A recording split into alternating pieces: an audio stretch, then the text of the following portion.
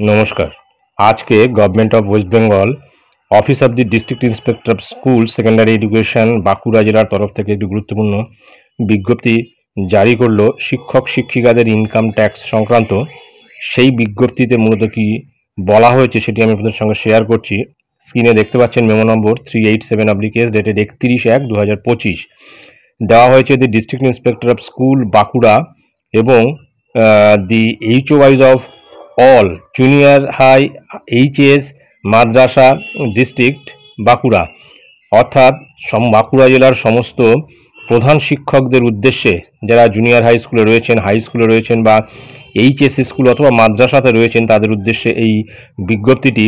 Subject হচ্ছে deduction of income tax from the salary requisition for the month of February 2025, অর্থাৎ 2025 এই অর্থবর্ষের মার্চে, যদিও এই অর্থবর্ষ শেষ হবে কিন্তু মার্চে কিন্তু আমাদের মার্চের স্যালারিটা এপ্রিলে যেহেতু হয়, সেই কারণে ফেব্রুয়ারি মাসে কিন্তু যার যা ইনকাম ট্যাক্স ডিউ রয়েছে, যে সমস্ত শিক্ষক শিক্ষিকা বা শিক্ষাকর্মীদের, তাদের ইনকাম ট্যাক্স কিন্তু এই ফেব্রুয়ারি মাসের স্যালারি রিকুইজিশন পাঠানোর সঙ্গে সঙ্গে তাদের সেই ইনকাম ট্যাক্স ডিডাকশানটাও কিন্তু করেই পাঠাতে হয়।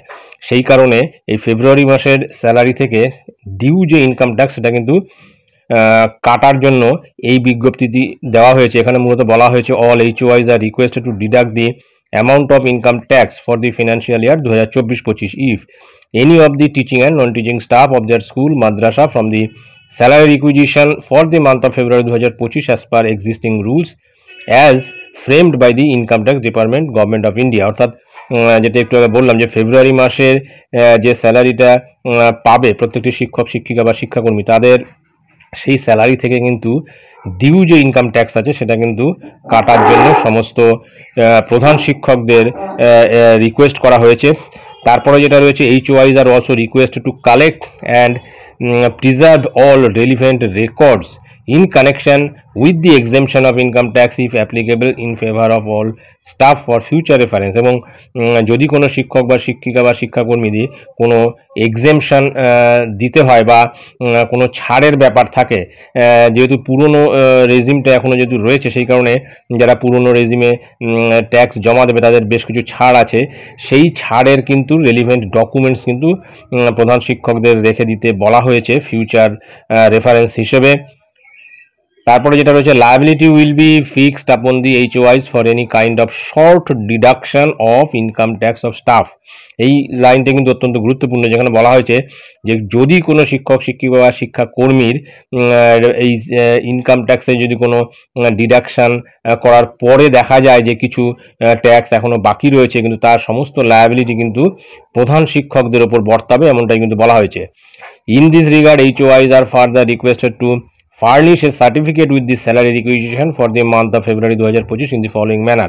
এবং এখানে যে আরেকটি বিষয় উল্লেখ করা হয়েছে যে ফেব্রুয়ারি মাসের রিকুইজিশন পাঠানোর সাথে সাথে কিন্তু প্রত্যেকটি স্কুলের প্রধান শিক্ষককে একটি সার্টিফিকেট ফার্নিশ করতে বলা হয়েছে, যেটা এখানে উল্লেখ করে দেওয়া আছে। এইভাবে লিখতে হবে যে this is to certify that the residue amount of income tax if any for the financial year 2024-25 of all the teaching and non-teaching staff of this school has already been deducted from the salary requisition of February 2025। অর্থাৎ এখানে তাকে কিন্তু উল্লেখ করে বলতে হবে এই বিষয়টা যে প্রত্যেকটি স্টাফের, অর্থাৎ শিক্ষক শিক্ষিকা বা শিক্ষাকর্মী প্রত্যেকটি স্কুলের, সেই স্কুলের হেডমাস্টার বা প্রধান শিক্ষককে লিখতে হবে যে 2024-25 সালের যে ট্যাক্সটা ডিউ ছিল সেই ট্যাক্সটা কিন্তু প্রত্যেকের স্যালারি থেকে কিন্তু ডিডাক্ট করা হয়েছে, এই মর্মে একটা কিন্তু সার্টিফিকেট ফার্নিশ করে কিন্তু ফেব্রুয়ারি মাসের স্যালারি রিকুইজিশনের সঙ্গে কিন্তু পাঠাতে হবে। তারপর নিচে সিগনেচার আছে district inspector of school AC Bankura.